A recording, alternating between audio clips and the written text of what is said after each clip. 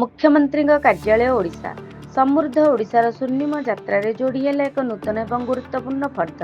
ବେଗୁନିଆ ନିକଟସ୍ଥ ଭୂଇଁପୁରଠାରେ 40,811 କୋଟି ଟଙ୍କା ନିବେଶରେ 36ଟି ଶିଳ୍ପ ପ୍ରକଳ୍ପର ଭିତ୍ତିପ୍ରସ୍ତର ସ୍ଥାପନ ଓ ଶୁଭାରମ୍ଭ କଲେ ମୁଖ୍ୟମନ୍ତ୍ରୀ। ସୃଷ୍ଟି ହେବ 59,000ରୁ ଅଧିକ ନିଯୁକ୍ତି ସୁଯୋଗ। ଓଡ଼ିଶାରେ ଆରମ୍ଭ ହୋଇଛି ଦ୍ୱିତୀୟ ଶିଳ୍ପ ବିପ୍ଳବ। ଶିଳ୍ପପତିମାନଙ୍କ ସହିତ ମୁଖ୍ୟମନ୍ତ୍ରୀଙ୍କ ରାଉଣ୍ଡ ଟେବୁଲ ବୈଠକ ସମସ୍ତ ପ୍ରକାର ଆବଶ୍ୟକ ସୁବିଧା ଯୋଗାଇ ଦିଆଯିବ ବୋଲି ପ୍ରତିଶ୍ରୁତି ଦେଲେ।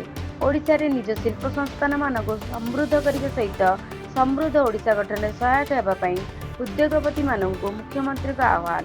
ଆଉ ସମ୍ଭାବନାର ରାଜ୍ୟ ନୁହେଁ, ଓଡ଼ିଶା ଏବେ ସମୃଦ୍ଧିର ସ୍ପର୍ଶ ଅନୁଭବ କରୁଛି।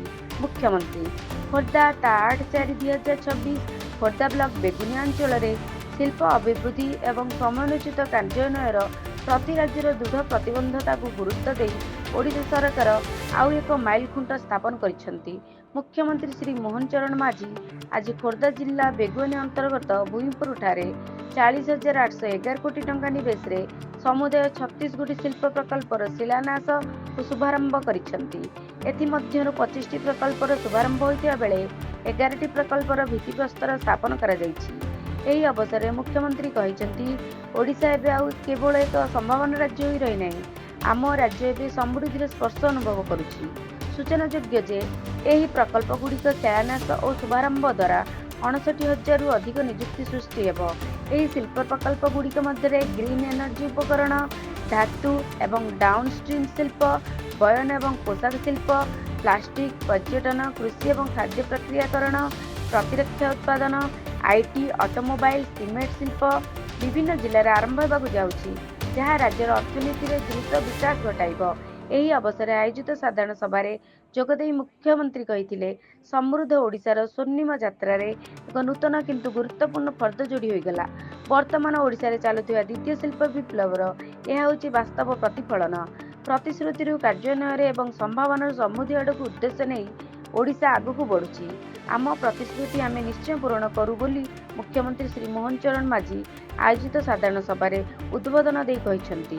ମୁଖ୍ୟମନ୍ତ୍ରୀ କହିଛନ୍ତି, ଆଗାମୀ 2-3 ବର୍ଷ ମଧ୍ୟରେ ଓଡ଼ିଶା କେବଳ ସମ୍ଭାବନା ରାଜ୍ୟ ହୋଇ ରହିନାହିଁ, ବରଂ ଓଡ଼ିଶା ଏବେ ସମୃଦ୍ଧିର ସ୍ପର୍ଶ ଅନୁଭବ କରିବା ଆରମ୍ଭ କରିଛି।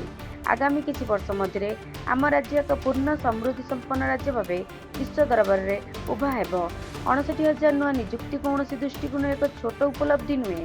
ପୂର୍ବରୁ ଆମ ସରକାର ଏହି 18-20 ମାସ ମଧ୍ୟରେ ପ୍ରାୟ 2.5 ଲକ୍ଷ କୋଟି ଟଙ୍କାର 109ଟି ପ୍ରକଳ୍ପର ଶିଳାନ୍ୟାସ ଓ ଉଦ୍ଘାଟନ କରିଛନ୍ତି, ଯାହାଦ୍ୱାରା 1,76,000 ନିଯୁକ୍ତି ସୃଷ୍ଟି ହୋଇଯାଇଛି।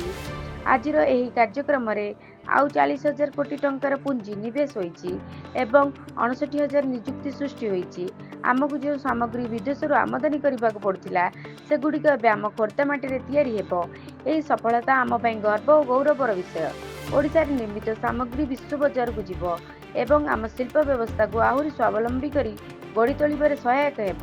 ଏହି ଶିଳ୍ପ ପ୍ରକଳ୍ପଗୁଡ଼ିକ ଆତ୍ମନିର୍ଭର ଭାରତ ଗଠନରେ ଗୁରୁତ୍ୱପୂର୍ଣ୍ଣ ଭୂମିକା ଗ୍ରହଣ କରିବ। ଚଳିତ ବଜେଟରେ ଭିତ୍ତିଭୂମି ପାଇଁ 72,000 କୋଟିରୁ ଅଧିକ ଟଙ୍କାର ପ୍ରାବଧାନ କରାଯାଇଛି, ଯାହା ବର୍ତ୍ତମାନ ଆମ ରାଜ୍ୟ ଜିଡିପିର ପ୍ରାୟ 6.5%। ଏହାଦ୍ୱାରା ଭିତ୍ତିଭୂମି ନିର୍ମାଣ ତ୍ୱରାନ୍ୱିତ ହେବା ସହିତ ନୂତନ ରୋଜଗାର ସୃଷ୍ଟି ହେଉଛି ବୋଲି ସେ କହିଥିଲେ। ଓଡ଼ିଶାରେ ଗତ 20 ମାସ ଧରି ଶିଳ୍ପ କ୍ଷେତ୍ରରେ ଏକ ନୂତନ ଦିଗ ଦେଖାଯାଇଛି ଏବଂ ବିଶେଷ କରି 2025 ଜାନୁଆରୀରୁ ରାଜ୍ୟରେ ଦ୍ୱିତୀୟ ଶିଳ୍ପ ବିପ୍ଳବ ଆରମ୍ଭ ହୋଇଛି। 2036 ପାଇଁ ଆଉ 10 ବର୍ଷ ରହିଛି ଏବଂ ଏହି 10 ବର୍ଷ ହେଉଛି ସମସ୍ତଙ୍କ ପାଇଁ ସଂକଳ୍ପର ଦଶକ। ଓଡ଼ିଆ ଅସ୍ମିତା ସହିତ ଅର୍ଥନୈତିକ ଉନ୍ନତିକୁ ସର୍ବୋଚ୍ଚ ପ୍ରାଧାନ୍ୟ ଦିଆଯାଇଛି ବୋଲି ସେ ଉଲ୍ଲେଖ କରିଥିଲେ। ଆମର ଅର୍ଥନୀତି ଯେତେବେଳେ ଶକ୍ତିଶାଳୀ ହେବ ଏବଂ ଭିତ୍ତିଭୂମି ବିଶ୍ୱସ୍ତରୀୟ ହେବ, ସେତେବେଳେ ଓଡ଼ିଶାର ଅର୍ଥନୀତି ସମଗ୍ର ବିଶ୍ୱର ଅର୍ଥନୀତି ସହିତ ସଂଯୁକ୍ତ ହେବ ବୋଲି ମୁଖ୍ୟମନ୍ତ୍ରୀ କହିଥିଲେ।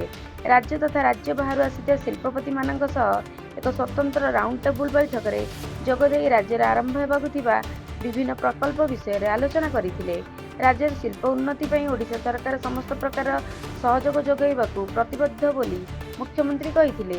ଜମି, ବିଦ୍ୟୁତ୍, ପାଣି ଓ ଯୋଗାଯୋଗ ପରି ସମସ୍ତ ଆବଶ୍ୟକୀୟ ସୁବିଧା ପୂର୍ବରୁ ଆମ ସରକାର ଯୋଗାଇ ଆସୁଛନ୍ତି ଏବଂ ଆଗକୁ ମଧ୍ୟ ଯୋଗାଇବେ। ଏହା ସହିତ ଶିଳ୍ପ ପ୍ରତିଷ୍ଠା ପାଇଁ ଆବଶ୍ୟକ ସମସ୍ତ ଅନୁମୋଦନ ସହାୟତା ମଧ୍ୟ ମିଳିବ ବୋଲି ମୁଖ୍ୟମନ୍ତ୍ରୀ କହିବା ସହିତ କୌଣସି ସମସ୍ୟା ହେଲେ ଶିଳ୍ପପତିମାନେ ସିଧାସଳଖ ମୁଖ୍ୟମନ୍ତ୍ରୀଙ୍କ କାର୍ଯ୍ୟାଳୟ ସହ संपर्क करी समाधान पाइपारिबे बोली शिल्पपतिमानंकु आश्वासन देइथिले। साधारण सभा पर मुख्यमंत्री विभिन्न शिल्प अनुष्ठान द्वारा आयोजित प्रकल्प गुड़िकर प्रदर्शनी बुली देखिबा सहित कंपानीर कर्मचारी मानक सहित कथा हेइथिले।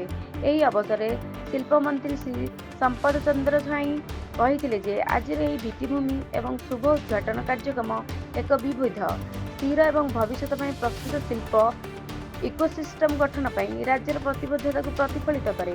कथारे कहवा एवं प्रतिश्रुतिକୁ ଯଥାର୍ଥରେ प्रतिफलन କରିବା दुईटी भिन्न भिन्न कार्य। आउ आम सरकार सबु कथाକୁ कामरे କରି देखाउछि बोली से कहिथिले। भुवनेश्वर सांसद श्रीमती अपराजिता षडंगी निज अभिभाषण कहिथिले 19 मासर ओडिशाକୁ शिल्प समृद्ध କରିବା ପାଇଁ समस्त कार्य आम सरकार को दृढ़ शासन एवं शिल्प ପାଇଁ ओडिशार प्रतिष्ठान प्रमाणित करुछि। एही अवसर खोर्धा विधायक श्री प्रशांत जगदेव, बेगुनिया विधायक श्री प्रदीप कुमार साहू, मुख्य शासन सचिव श्रीमती अनु गर्ग, आदानी पोर्ट्स एंड सेजर मैनेजिंग डायरेक्टर श्री करण आदानी एवं शिल्प विभाग अतिरिक्त मुख्य शासन सचिव श्री हेमंत शर्मा उपस्थित थिले।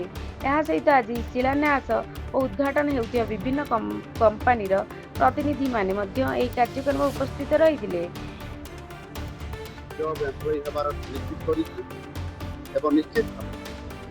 आमे जो पूर्वर ग्राउंड ब्रेकिंग एवं शुभारंभ करिबारे जो 2.5 लाख कोटी टंका 2.5 लाख कोटी टंका आमे कहिथिलु आज 40,000 कोटी टंका जोड़ी हेबा पर 2,90,000 कोटी हमर ग्राउंड ब्रेकिंग एवं शुभ उद्घाटन कार्यक्रम आमे आगु दीपाद बढ़ी।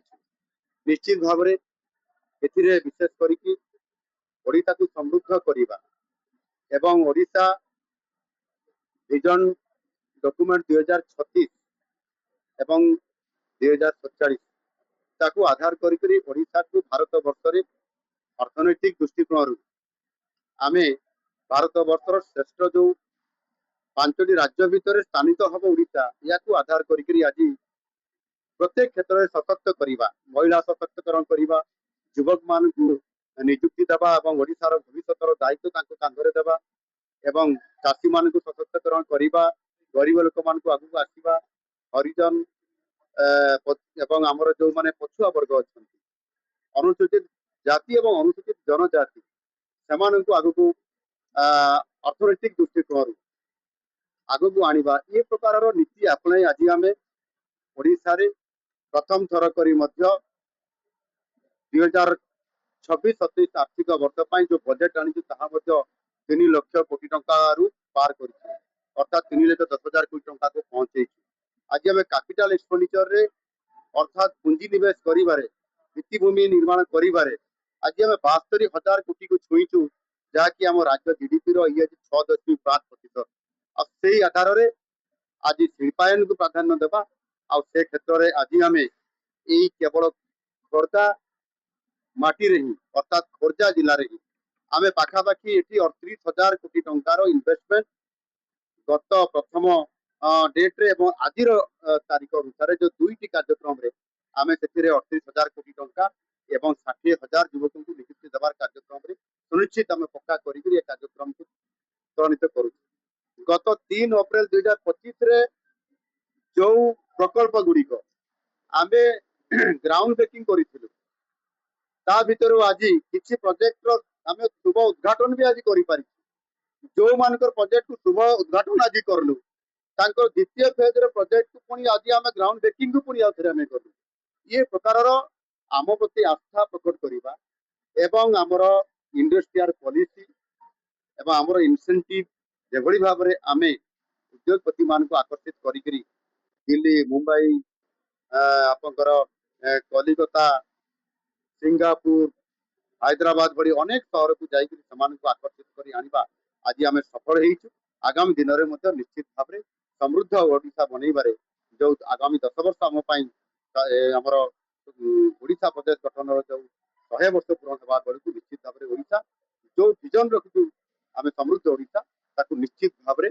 आम यशस्वी कर एवं ग्रोथ इंजिन हिसाब से विकसित भारत पाई ओडिशा निश्चित भाव में काम करिवो और से आधार रे आज जो वातावरण आज जो कार्यक्रम रे जनसाधारण को धन्यवाद देवी तांकर सहयोग कारण आज ये प्रकल्प गुड़िक रास्तार दी ଖୋର୍ଦ୍ଧାରୁ पाद आगे ମହମ୍ମଦ जाई ओडिशा ପରବେଶଙ୍କର समृद्ध ରିପୋର୍ଟ कर बड़ ଆର୍ଏଲସି भूमिका ରଜା निभेबार ନ୍ୟୁଜ୍। ये बड़ भूमिका नहीं पारे।